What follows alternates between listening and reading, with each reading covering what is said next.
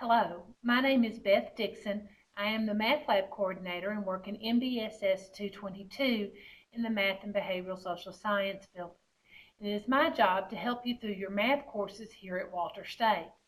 And this is going to be one example on the normal distribution. And hopefully this will help show you how to do problems using the normal distribution. So let's just get started. My problem starts out giving us some information. In a certain city, the number of inches of rainfall in a summer is normally distributed with a mean of 40 and a standard deviation of 5. Remember that my lessons and examples here are not to replace your normal lecture. So I'm assuming that you've had a lecture in class where your teachers described what a normal distribution is. You've already seen what a standard normal distribution is, and you understand a lot of that given information. What I'm trying to do is show you exactly how to work the problems in your homework. And this particular example was taped as we were transitioning books. So some of you will be watching this while we're using the book that we were using in the spring of 2010, and others will be watching it once we've transitioned to the new book that we started using in the fall of 2010. But it shouldn't make a lot of difference. There is a little difference in the table, but the process of using it should be the same. But as we look at this, notice that this is not the standard normal, because in this problem we have a mean of 40 and a standard deviation of 5. So with those two pieces of information, we know we're not using a standard normal, that these two pieces of information do not give us a z. So we cannot just go straight to the table and get our answer. We're going to have to do a step before we go to our table. And as we do, I'm going to use a normal distribution curve that I've already had drawn out for me to save time and to make sure that it's nice and neat for me as we're doing this. So I have a mean that is 40, and if I wanted to, I could draw a 45, a tick mark at 45, a tick mark at 50, a tick mark at 35, and so forth to be very accurate on this. But I'm not going to clutter my normal distribution with a lot of numbers. I feel like that will just confuse you. So what I want to do is just kind of estimate where my problem is. Now let's look and see what the problem actually wants us to do, because here's some information about my problem. In a certain city, the number of inches of rainfall in the summer is normally distributed with a mean of 40 and a standard deviation of 5. And I'm going to translate that information to my picture so I don't have to look up into the problem to find that. Now let's see what the problem is asking us to do. If 1 year is randomly selected, so we're going to pick 1 year, it's asked us to find. There's my command, what it wants me to do. It wants us to find the probability. So my answer will be a number between 0 and 1. Find the probability that the summer rainfall is below 34 inches. Well, below means less than. So I want to know that the probability that X is less than 34 inches. Well, 34 would fall below 40. And since we're counting by about 5, that'd be a little bit more than 1, but it doesn't have to be very accurate, because our curve, not my table, but my curve is just to give me an idea of what's going on, some structure in which to draw. And as long as I'm below here, I'm in good shape. So I'm going to put my 34 in, and I'm going to draw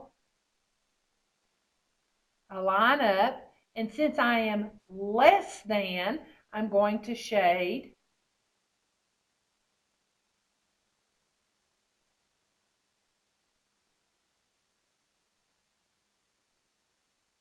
here to the left. And I'm going to zoom in a little bit here on my picture so that you can see some numbers a little bit better. And I'm going to get, next I'm going to look at the fact that these are my X values, okay? Because these are my data values. 40 and 34 have to do with the number of inches of rainfall that occur in the summer for this certain city. But if I went to my table and tried to look up values, what are these values? These values are Z's. And I couldn't look up 40 or 34 because these values are Z values. So I need to make these numbers that I have here into Z values. So I'm going to come over here and I'm going to convert this 34 into a Z value. And I'm going to do that using my formula, X minus the mean over the standard deviation. So this is going to be 34 minus 40 divided by the standard deviation of 5.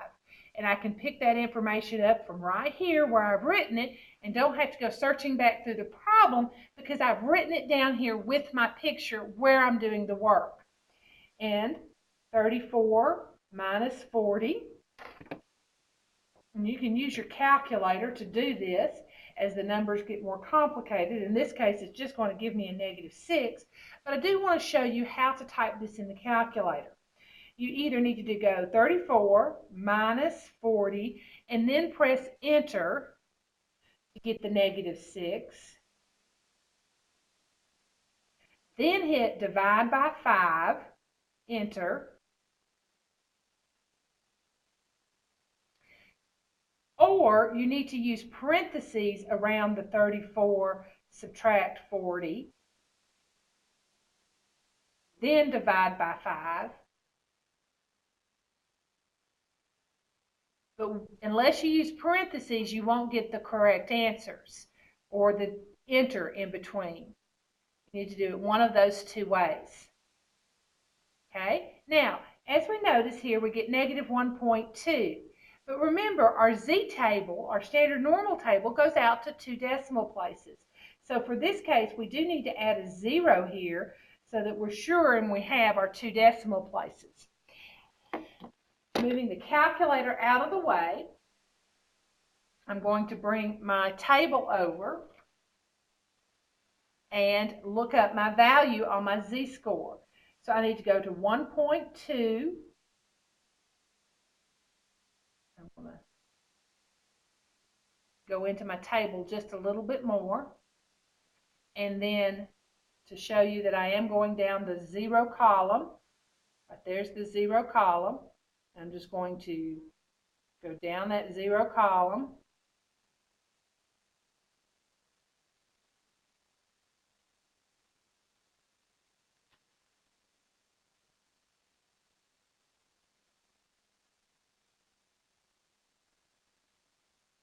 And I get the point or the number from the table of 0.8849.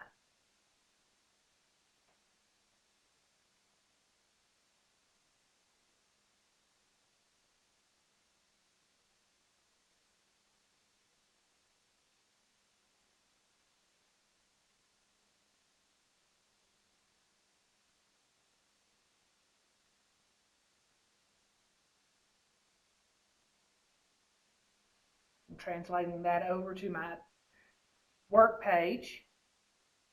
1.2, and that first column is your zeros. And if you're using a different table, the table will look different, but you look it up exactly the same. Now, remember again, I'll widen that back out now that we've quit looking at that table, by definition of the table, gives us the area to the left.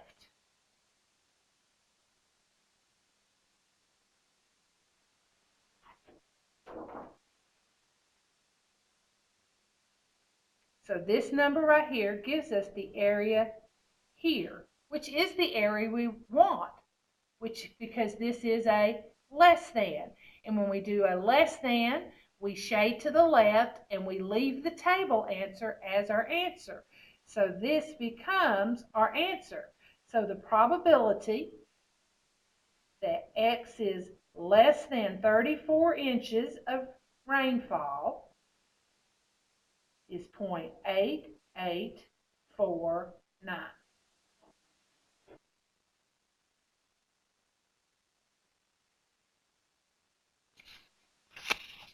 Let's look at a second question that could be asked based on this same information, which is,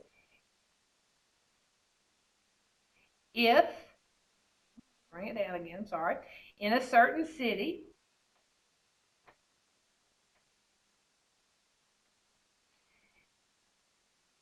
the number of inches of rainfall in a summer is normally distributed with a mean equal to 40 and a standard deviation of 5. If one year is randomly selected, find the probability that the summer rainfall is between 32 and 51 inches. And again, I'm copying that information from the first part of the problem with a mean of 40 and a standard deviation of 5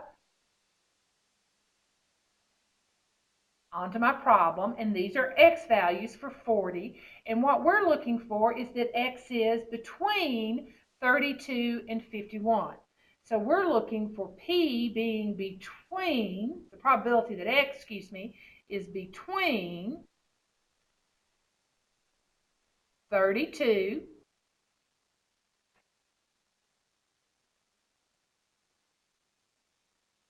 and 51. Well, 32 is going to fall down here.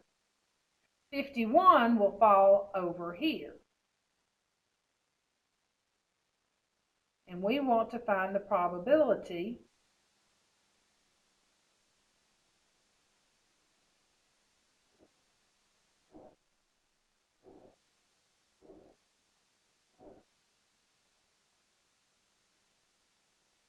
of that area shaded in between. Well, again, with this problem, we can't use the 32 and the 51 because these are X values, and our chart finds Z values. It normalizes or does the Z scores. So we need to translate these numbers into Z values. Now, I didn't actually translate and show you what the Z scores are, but I am on this one, because what I'm going to do is I'm going to take both of those scores and I'm going to just convert them into Z scores. Let's first take the Z, X minus the mean over the standard deviation, and I'm going to do that for the 32. So 32 minus 40 over 5. And again, we're just going to take our calculator to help us calculate that out.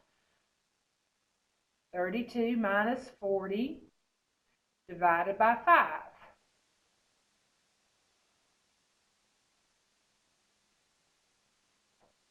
32 minus 40 is negative 8 over 5 equals negative 1.6. Notice that that is a negative value. It is a negative value because it is below the mean. It is to the left of the mean. And on a number line, numbers below 0 or to the left of 0 are negative. Okay, now let's calculate the Z value.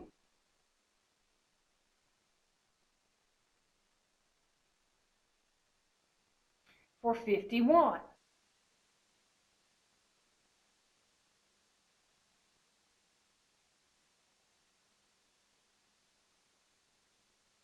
(51) minus 40 is 11. divided by 5. And again, we want to take it out 2 decimal places because our chart is 2 decimal places. And so that gives me a value of 2.20. Notice it's a positive value because it is to the right of the 0 or to the right of the mean. Okay, so we have our two z values, negative 1.6 and positive 2.2. So we're going to take our chart. I'm going to look up the negative value first. It doesn't really matter, but I'm going to look up the negative value first. Negative 1.60.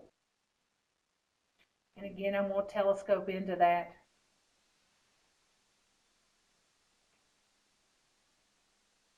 Zero being the first column so that you can actually see that value.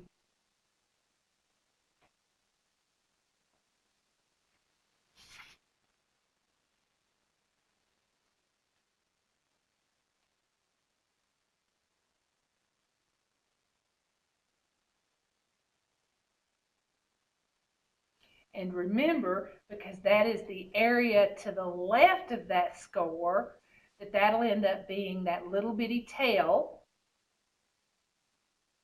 that we do not have shaded.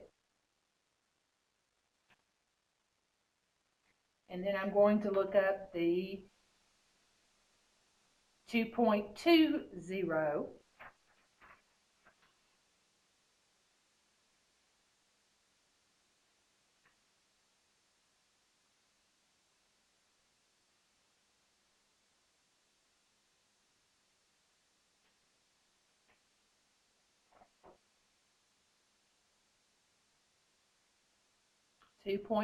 and then that first column is the 0 column, so I come down the 0 column and the 2.20.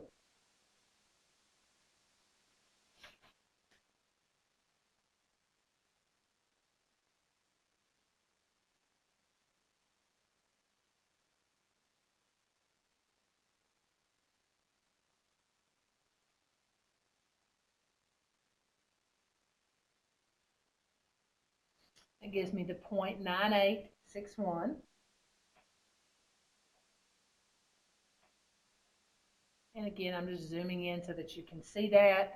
And then I'm going to zoom out here so that we can see the worksheet. And zoom out on this worksheet a little bit. Okay, now what did we get? We got 9861 is the area we looked up here, which would be the area of all the shaded region plus the tail, because it's all the area from here all the way back to the left, here all the way out, plus the tail alone is 0.058. So to find the area between two values, we simply subtract the two areas. 0.9861 minus 0.0548, and we subtract those two areas. 0.9861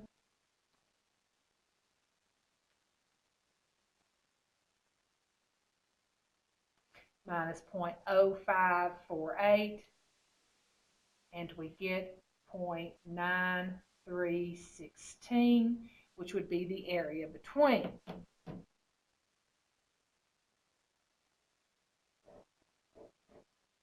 And so the area in between the two values would be 0.9316.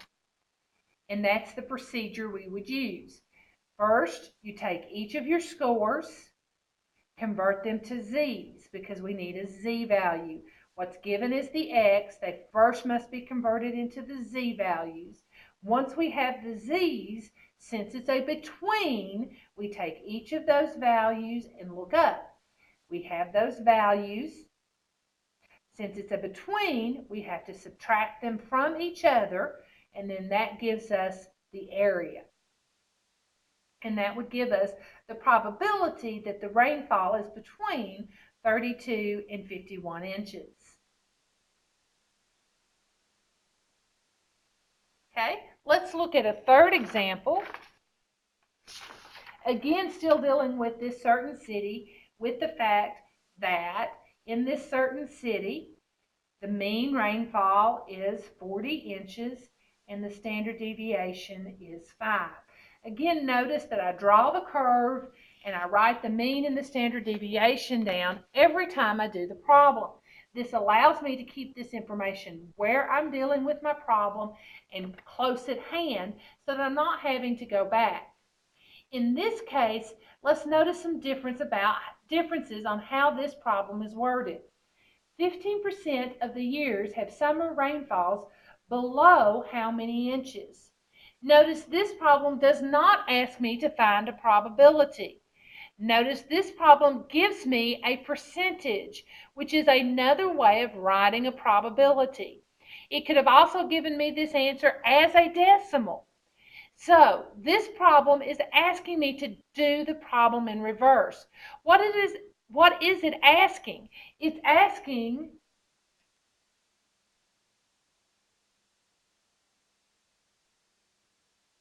how many inches.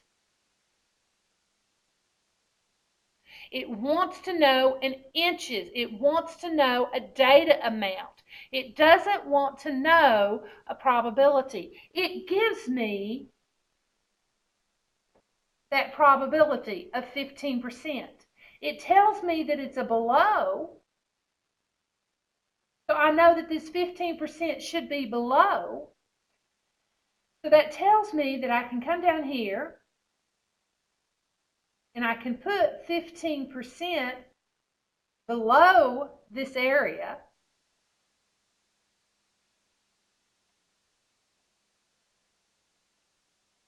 And since my area in the chart has 4 decimal places, I can even add 2 zeros there to make it look like what my table looks like. But I do not know what this X value is that goes here. And I know I don't know what the Z value is that goes with that. And this is the question it's asking, because this is the inches and it says how many inches. Now, we have a chart that we can use and we have a formula, Z equals X minus the mean over the standard deviation. Well, in this formula, I know that the mean is 40 and the standard deviation is 5, but I don't know either X or Z. It's asking me to find X, so X is what I'm looking for, so that must be the last unknown. It's the Z that I really have to find. Well, I can find the Z by looking at the table, because the table has Z-scores here and areas in the center of the table. So this is where, in some of the problems that we did with our standard normal, where we were given an area and looked on the inside of the table and went to the outside, as opposed to the problems we did before, where we were looking on the outside and looked on the inside to find the area. These are the reverse problems, the backwards problems. In this case, since it's the area to the left, we have the amount that we need to look up. We always look up the area to the left. That's how our table's designed, and if we're using the calculator, that's how our calculator is designed. So what are we going to do?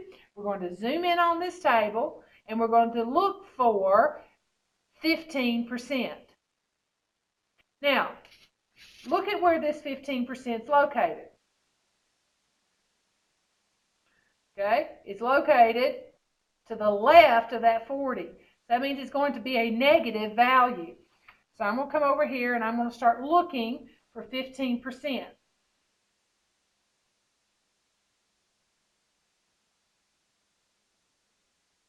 And remember, 15% would be 0.15. Well, there's a 1093. Do you see it? Oops, I've covered up some numbers there.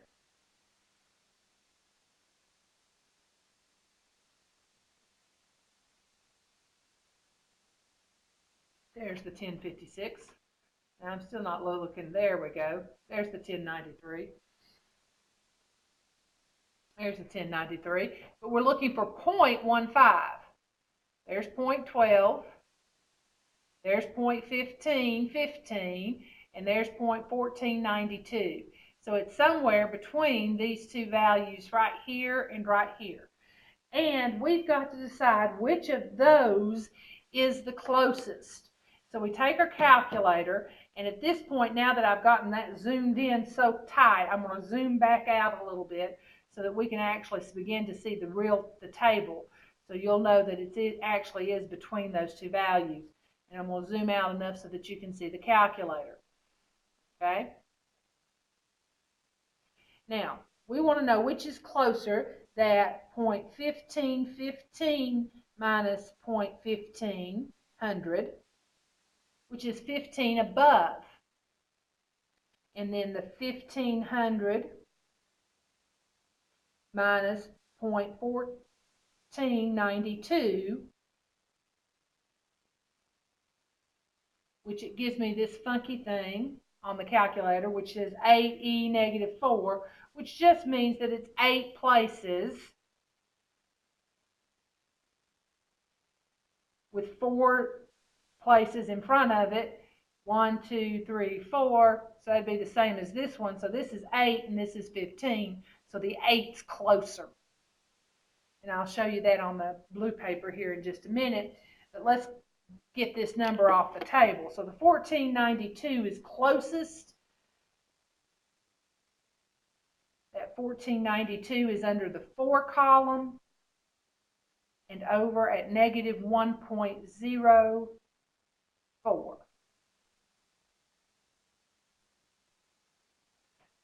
Telescope just a little bit in there so you can see that it's the negative 1.04.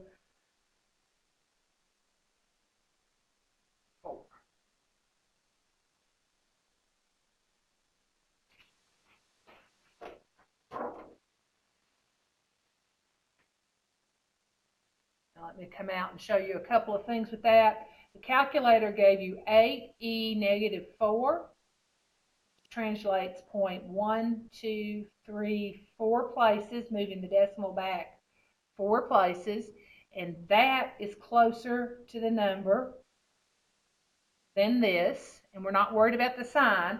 We don't care whether it's over or under, whichever is closer. And if you ignore the decimal places, 8's closer than 15. So we look that number up, and that gives us a z then of negative 0.04. Oops, lost it again. Gives us a z-score. This one was closer, which gives us the z-score of negative 1.04. Well, that makes sense. Negative 1.04 is about the right place down here. Gives us that z-score. Well, that gives us a z-score of negative 1.04.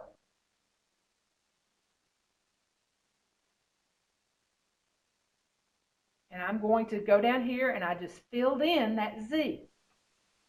Now, at this point, I'm going to kind of opt out to 2 different methods. And I know students hate 2 different methods, but we have teachers that do it 2 different ways. If your teacher only uses the one formula, then you will solve this formula for x. It's quite simple. You simply cross multiply. You'll multiply this and this, which changes nothing. It just leaves you x minus the 40. And you'll multiply negative 1.04 times 5. Taking your calculator, negative 1.04 times 5 gives you negative 5.2. Then you'll add 40 to both sides, plus 40. X equals 34.8.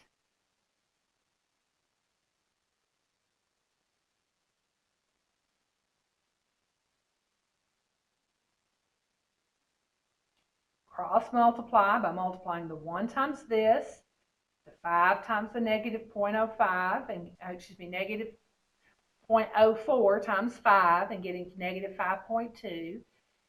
Then adding 40 to both sides so that the x is by itself, and you get 34.8. Now, if you have teachers that give you a second formula, you'll get x equals z times the standard deviation plus the mean. And you'll just plug in the numbers.